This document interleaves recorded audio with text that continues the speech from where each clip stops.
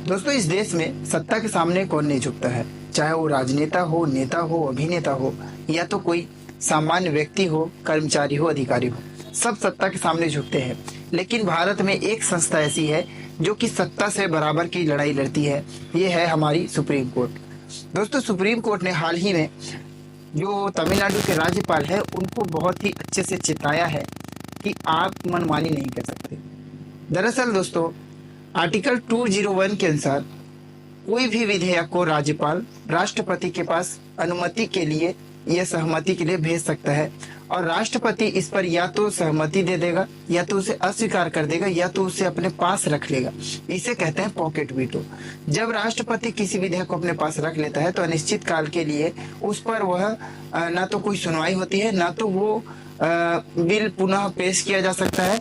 और एक तरह से कहा जाए तो जो राज्य है उसके हाथ बंध जाते हैं कि इस फील्ड में आप काम ही नहीं कर सकते, क्योंकि आपके विधेयक को राष्ट्रपति ने रोक दिया है। और तमिलनाडु के 10 विधेयक लगातार एक के बाद एक आए और सारे विधेयक को राज्यपाल ने इसी तरह से संरक्षित कर दिया राष्ट्रपति के लिए, और राष्ट्रपति ने भी उस पर कोई संज्ञान नहीं लिया।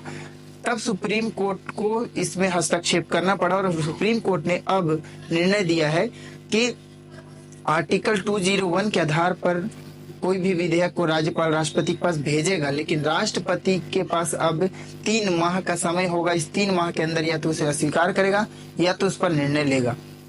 तो यहाँ पास फिर से वो मेनका गांधी का एक जो बात है वो याद आता है कि उन्होंने कहा था कि जो राज्यपाल है यह पिंजरे में बंद एक तोता की तरह है जो कि केंद्र सरकार के हाथों चलता है।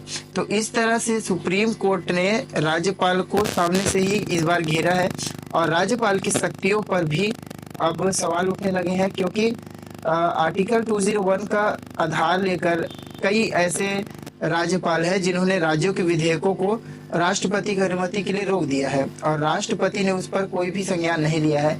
तो अब केंद्र और सुप्रीम कोर्ट के बीच भी एक बहस छिड़ जाएगा, क्योंकि यहाँ पर सुप्रीम कोर्ट ने उन सारे 10 विधेयक जो रोके गए थे उसको वहां से क्लियर कर दिया है। अब क्लियर करने का मतलब ये है कि इन्होंने राष्ट्रपति की जो शक्ति होती है, जो राष्ट्रपति के विशेष अधिकार है, उस विशेष अधिकारों को भी सीमित करने का काम किया है। लेकिन यह बहुत जरूरी था, क्योंकि अगर ऐसा नहीं किया जाता तो राष्ट्रपति जो है अपना मनमानी कर सकते हैं और किसी भी राष्ट्र में जहां लोकतंत्र हो वहां इस तरह का अगर घटना घटता है तो इससे बहुत ही बड़ी समस्या उत्पन्न हो जाती है और संवैधानिक तंत्र की विफलता भी इसे देखा जा सकता है कि आज भी हमारे देश में कुछ आर्टिकल ऐसे हैं जिस पर काम करना बाकी है और अच्छे से अगर उन सब पर ध्यान नहीं दिया गया तो संवैधानिक तंत्र जो है वो विफल हो जाएगा और आम जनता परेशान होगी, राज्य सरकार परेशान होगी।